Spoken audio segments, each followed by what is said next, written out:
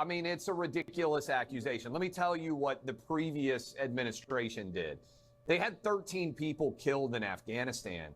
Nobody was held accountable for that at all. We had Lloyd Austin, who was our defense secretary, vanish in critical condition in the hospital, and the Biden administration didn't even know about it.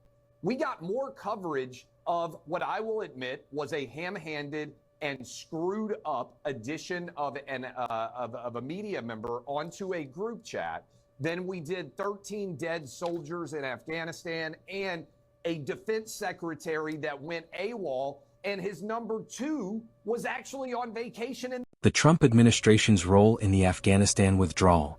1. The Doha Agreement, February 2020. Trump's administration negotiated and signed a deal with the Taliban in Doha, Qatar. The key terms included: U.S. would withdraw all troops by May 1, 2021. Taliban would not attack U.S. forces during the withdrawal. Taliban would start intra-Afghan peace talks and prevent terrorist groups from operating. What Trump did not secure was any enforcement mechanism if the Taliban violated terms. A real peace agreement between the Taliban and Afghan government. A way to gradually reduce U.S. presence while maintaining stability. 2. Undermining the Afghan government.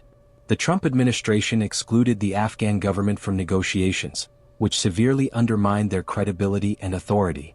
That left the government weak and isolated once the U.S. pulled out. 3. Prisoner release concessions.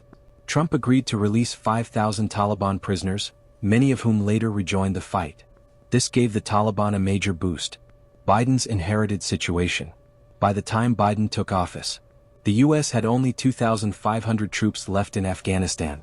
If Biden broke the agreement, the Taliban vowed to resume attacks. He delayed the withdrawal to August 2021 instead of May, but followed through on the Trump plan, trying to avoid another war flare-up. Why it's not acknowledged? 1. Political narrative.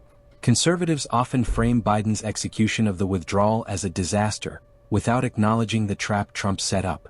It's easier to point fingers at Biden than explain the full context. 2. Media bias and simplification. Cable news often simplifies stories for impact. A chaotic withdrawal with tragic imagery, like the Kabul airport scenes, is easier to pin on the current president than to explain a multi-administration failure. 3. Partisan hypocrisy. Many who supported Trump's plan to get out of Afghanistan flipped when Biden actually did it. It's selective outrage.